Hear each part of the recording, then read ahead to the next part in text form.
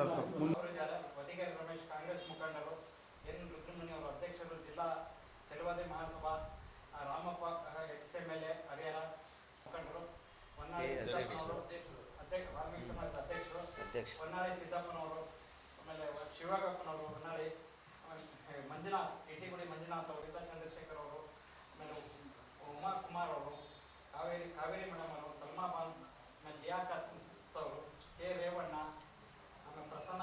ಇದು ಶಿವಮೊಗ್ಗ ನೋಡ್ರಿ, ಅರ್ಧ ಶಿವಮೊಗ್ಗ ಯಡಿಯೂರಪ್ಪಂದು ಐತಿ. ಅವ್ರೇನು ಅವ್ರ ಮಾವನ ಮನ್ಯಾಗ ರೇಸ್ ಮಿಲ್ನಾಗ ಸೈಕಲ್ನಾಗ ಹತ್ಕೊಂಡು ಓಡಾಡ್ತಿದ್ದಂಥ ಯಡಿಯೂರಪ್ಪನವ್ರು ಮಾಜಿ ಮುಖ್ಯಮಂತ್ರಿ ಅವರು. ಈಗ ಸಾವಿರಾರು ಕೋಟಿ ಐತಿ. ಎಲ್ಲಿಂದ ಬಂತು ಅವರಿಗೆ? ಈಶ್ವರಪ್ಪಗೆ ಎಲ್ಲಿಂದ ಬಂತು, ಯಡಿಯೂರಪ್ಪಗೆ ಎಲ್ಲಿಂದ ಬಂತು? ಶಿವಮೊಗ್ಗದಾಗ ಅರ್ಧ ಶಿವಮೊಗ್ಗ ಅವ್ರದ್ದು ಐತಿ. ಅದು ಯಾಕೆ ಇಂಕ್ವೈರಿ ಮಾಡಿಲ್ಲ? ಇದೇ ಕುಮಾರಸ್ವಾಮಿ ಅವ್ರದ್ದು ಐತಿ, ದೇವೇಗೌಡರದ್ದು ಐತಿ, ಎಲ್ಲರದ್ದು ಕೂಡ ಇದಕ್ಕಿಂತ ಹೆಚ್ಚಿನ ಒಂದು ಇದೈತೆ. ಇವರು 3 ಎಕರೆ 16 ಗುಂಟೆ ಜಮೀನು ಹೋಗೈತಿ, 14 ಸೈಟ್ ಕೊಟ್ಟಿದ್ದಾರೆ. ಅವ್ರ ಮನೆಯವ್ರದ್ದು, ಅವ್ರದ್ದೇನಲ್ಲ, ಅವ್ರು ಎದಕ್ಕೂ ಬಂದಿಲ್ಲ, ಅವ್ರು ಎದುರಿಗೂ ಇಲ್ಲ. ಅವ್ರ ಮನೆಯವ್ರ ಅಣ್ಣ ಕೊಟ್ಟಂಥ ಜಮೀನು ದಾನ ಮಾಡಿದಂಥದ್ದು. ಆ ಜಮೀನು ಸರ್ಕಾರದವ್ರು ಅಕ್ವೈರ್ ಮಾಡ್ಕೊಂಡ್ರೆ 14 ಸೈಟ್ ಕೊಟ್ಟಿದ್ದಾರೆ ಅಷ್ಟೇ. ಅದು ಹೊರತುಪಡಿಸಿ ಏನಿಲ್ಲ. ಅವ್ರ ಹಗರಣ ಯಾವುದೇ ಕಾರಣಕ್ಕೂ ಹಗರಣ ಸಿದ್ದರಾಮಯ್ಯ ಸಾಹೇಬ್ರದ್ದಿಲ್ಲ. ಅವ್ರನ್ನ ಶಿಕ್ಷಕ ಓಡಾಡ್ತಾ ಇದ್ದಾರೆ. ಅದು ಯಾವುದೇ ಕಾಲಕ್ಕೂ ರಾಜೀನಾಮೆನ ಕೊಡೋದಿಲ್ಲ. ಸಿದ್ದರಾಮಯ್ಯರು 5 ವರ್ಷ ಮುಂದೆ ಅರ್ಧ ಹರಿತಾರಂತ ಈ ಸಂದರ್ಭದಲ್ಲಿ ಹೇಳ್ತಾ, BJP ಮತ್ತು JDSನವರು ಅವರು ಏನು ನಾಚಿಕೆ ಆಗ್ಬೇಕು ಅವರಿಗೆ. ಈಗ ಅವರ ಹಗರಣಗಳು 20 ಮಂದಿ ಸಿಕ್ಕಂದಾರೆ. ಮೊನ್ನೆ ಎಲ್ಲರೂ ಕೂಡ ಸಿದ್ದರಾಮಯ್ಯ ಸಾಹೇಬರು, DK ಶಿವಕುಮಾರ್ ಅವರು ಎಲ್ಲರೂ ಕೂಡ ಅವ್ರು ಏನು ಹಗರಣ ಮಾಡಿದ್ರಿಂದ ಅದನ್ನೆಲ್ಲ ತೆಗಿತಾ ಇದ್ದಾರೆ. ಸುಮಾರು 20 ಜನ ಸಿಕ್ಕಂದಾರೆ. ಈಗ 20 ಜನದ್ದು ಕೂಡ ಹಗರಣ ತೆಗಿತಾ ಇದ್ದಾರೆ. ನಮ್ಮ ಸಿದ್ದರಾಮಯ್ಯ ಸಾಹೇಬರು ಯಾವುದೇ ಕಾರಣಕ್ಕೂ ಎದಾಗ ಸಿಕ್ಕಂದಿಲ್ಲ, ಅವ್ರ ಸಂಬಂಧ ಇಲ್ಲ.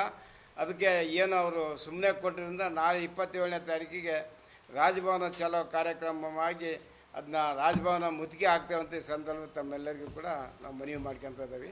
ಎಲ್ಲ ತಾಲೂಕು, ಎಲ್ಲ ಜಿಲ್ಲೆಯ ಜನಗಳು ಎಲ್ಲರೂ ಕೂಡ 27ನೇ ತಾರೀಕಿಗೆ ಬೆಂಗಳೂರಿಗೆ ಬರ್ಬೇಕಂತ ಮನವಿ ಮಾಡ್ಕೊತಾರೆ.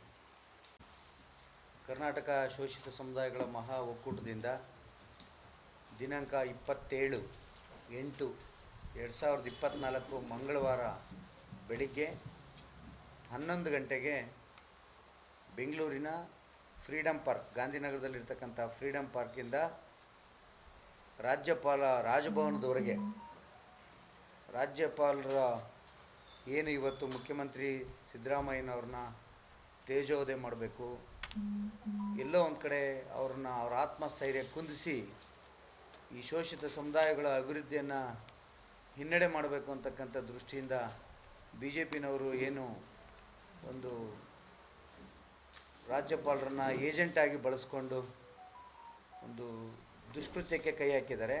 ಅದಕ್ಕೆ ನಾವು 27/8/24 ಮಂಗಳವಾರ ಬೆಳಗ್ಗೆ 11 ಗಂಟೆಗೆ ಫ್ರೀಡಮ್ ಪಾರ್ಕಿಂದ ರಾಜಭವನದವರೆಗೂ ರಾಜಭವನ ಚಲೋ ಕಾರ್ಯಕ್ರಮವನ್ನು ಇಟ್ಕೊಂಡಿದ್ದೀವಿ. ಈ ಒಂದು ಕಾರ್ಯಕ್ರಮಕ್ಕೆ ರಾಜ್ಯದಾದ್ಯಂತ ಶೋಷಿತ ಸಮುದಾಯಗಳ ಮುಖಂಡರುಗಳು ಮತ್ತು ಜನರು, ಸಿದ್ದರಾಮಯ್ಯನವರ ಅಭಿಮಾನಿಗಳು ಎಲ್ಲರೂ ಕೂಡ ಅಲ್ಲಿ ರಾಜಭವನ ಚಲೋ ಕಾರ್ಯಕ್ರಮದಲ್ಲಿ ಭಾಗವಹಿಸ್ತಾ ಇದ್ದಾರೆ. ಈ ಉದ್ದೇಶವಾಗಿ ದಾವಣಗೆರೆ ಜಿಲ್ಲೆಯಲ್ಲಿರ್ತಕ್ಕಂಥ ಶೋಷಿತ ಸಮುದಾಯಗಳ ಎಲ್ಲ ಮುಖಂಡರುಗಳು ಮತ್ತು ಈ ಎಲ್ಲ ವಿಧಾನಸಭಾ ಕ್ಷೇತ್ರದಲ್ಲಿರ್ತಕ್ಕಂಥ ಶೋಷಿತ ಸಮುದಾಯಗಳ ಬಾಂಧವರಲ್ಲಿ ನಾವು ಮನವಿ ಮಾಡಬೇಕು ಮಾಧ್ಯಮದ ಮುಖಾಂತರ ಅಂಥೇಳಿ ಇವತ್ತು ತಮ್ಮ ಹತ್ರ ಬಂದಿದ್ದೀವಿ. ನಿಮ್ಮ ಮುಖೇನ ನಾವು ಆಹ್ವಾನ ಕೊಡ್ತೇವೆ. ನೀವೆಲ್ಲರೂ ಕೂಡ 27ನೇ ತಾರೀಕು ಮಂಗಳವಾರ ಬೆಳಗ್ಗೆ 11 ಗಂಟೆಗೆ ಫ್ರೀಡಮ್ ಪಾರ್ಕ್ ಹತ್ರ ಬರಬೇಕು.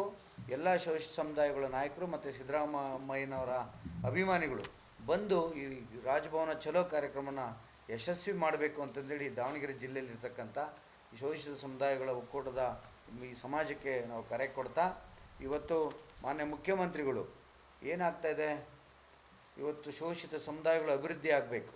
ಇಲ್ಲಿವರೆಗೂ ಕೂಡ ಬರೀ ರಾಜ್ಯವನ್ನು ಭೌತಿಕವಾಗಿ ಅಭಿವೃದ್ಧಿ ಮಾಡಬೇಕು ಅಂತಂದೇಳಿ ಭೌತಿಕ ಅಭಿವೃದ್ಧಿಯ ನೆಪದಲ್ಲಿ ಸಾಕಷ್ಟು ಭ್ರಷ್ಟಾಚಾರ ಮಾಡಿರ್ತಕ್ಕಂಥ BJP ಅದನ್ನು ಭಾಳ ಸೂಕ್ಷ್ಮವಾಗಿ ಗಣನೆಗೆ ತಗೊಂಡು ಮುಖ್ಯಮಂತ್ರಿಯವರು ಮತ್ತು ಅವರ ಮಂತ್ರಿಮಂಡಲ ಇವತ್ತು ಆರ್ಥಿಕವಾಗಿ ಈ ಸಮುದಾಯಗಳು, ಈ ರಾಜ್ಯದ ಎಲ್ಲ ವರ್ಗದ ಜನ ಅಭಿವೃದ್ಧಿ ಆಗಬೇಕು, ಸಾಮಾಜಿಕವಾಗಿ ಅಭಿವೃದ್ಧಿ ಆಗಬೇಕು. ಇವತ್ತು ಪ್ರತಿಯೊಂದು ಕುಟುಂಬ ಕೂಡ ಆರ್ಥಿಕವಾಗಿ ಸ್ವಾವಲಂಬಿ ಆದರೆ ನಾವು ಎಲ್ಲ ರೀತಿಯ ಅಭಿವೃದ್ಧಿ ಕಂಡಂಗೆ ಅಂತಕ್ಕಂಥ ದೃಷ್ಟಿಯಿಂದ ಗ್ಯಾರಂಟಿಗಳನ್ನ ಅನುಷ್ಠಾನಕ್ಕೆ ತಂದು ಗ್ಯಾರಂಟಿ ಮುಖೇನ ಈ ರಾಜ್ಯದ ಸಮರ್ಪಕವಾದ ಅಭಿವೃದ್ಧಿಯನ್ನು ಮಾಡ್ತಾ ಇರ್ತಕ್ಕಂಥ ಸಿದ್ದರಾಮಯ್ಯನವರಿಗೆ ಈ ರಾಜ್ಯದಲ್ಲಿ ನಿರ್ದಿಷ್ಟವಾಗಿ ಸಿದ್ದರಾಮಯ್ಯನವ್ರ ಹೆಸರಿನಲ್ಲೇ ಕೂಡ ಒಂದಿಷ್ಟು ವೋಟ್ ಬ್ಯಾಂಕ್ ಸೃಷ್ಟಿಯಾಗಿಬಿಡುತ್ತೆ. ಅಲ್ಲಿಗೆ ಕಾಂಗ್ರೆಸ್ ಪಕ್ಷ ಬಲಿಷ್ಠ ಆಗ್ಬಿಡ್ತದೆ. ಮತ ಬ್ಯಾಂಕ್ ಸೃಷ್ಟಿ ಆಯಿತು ಅಂದರೆ ಕಾಂಗ್ರೆಸ್ ಪಕ್ಷ ಬಲಿಷ್ಠ ಆಗ್ತದೆ. ಹಾಗಾಗಿ ಮತ ಬ್ಯಾಂಕ್ ಸೃಷ್ಟಿ ಮಾಡ್ತಿರ್ತಕ್ಕಂಥ ಸಿದ್ದರಾಮಯ್ಯನವ್ರನ್ನ ಹೊಡೆದಾಕಬೇಕು, ಅವ್ರ ಆತ್ಮಸ್ಥೈರ್ಯ ಕುಂದಿಸ್ಬೇಕು, ಅವ್ರನ್ನ ಮುಖ್ಯಮಂತ್ರಿ ಗಾದಿಯಿಂದ ಕೆಳಗಿಳಿಸಿ ಹಿಂದಕ್ಕೆ ಸರಿಸಬೇಕು ಅಂತಕ್ಕಂಥ ಒಂದು ದುಷ್ಟ ಕನಸನ್ನು ಕಂಡು ಇವತ್ತು ಬಿ ಜೆ ಪಿಯವರು ರಾಜ್ಯಪಾಲರನ್ನು ದುರುಪಯೋಗ ಪಡಿಸ್ಕೊಂಡು ಅವ್ರನ್ನ ಇಲ್ಲ ಸಲ್ಲದ ಆರೋಪಗಳನ್ನು ಮಾಡಿ ಸಮರ್ಪಕವಾಗಿಲ್ಲದಂಥ ಕಾನೂನುಗಳನ್ನ ಅನುಷ್ಠಾನಗೊಳಿಸಿ ಇವತ್ತು ಅವರಿಗೆ ಮಾನಸಿಕವಾಗಿ ಹಿಂಸೆ ಕೊಡ್ತಿರ್ತಕ್ಕಂಥ ರಾಜ್ಯಪಾಲರು ವಾಪಸ್ ಹೋಗಬೇಕು ಅಂತಕ್ಕಂಥದ್ದು ನಮ್ಮೆಲ್ಲರ ಒಕ್ಕೊರಲಿನ ಅಭಿಪ್ರಾಯ ಇದೆ. ಇವತ್ತು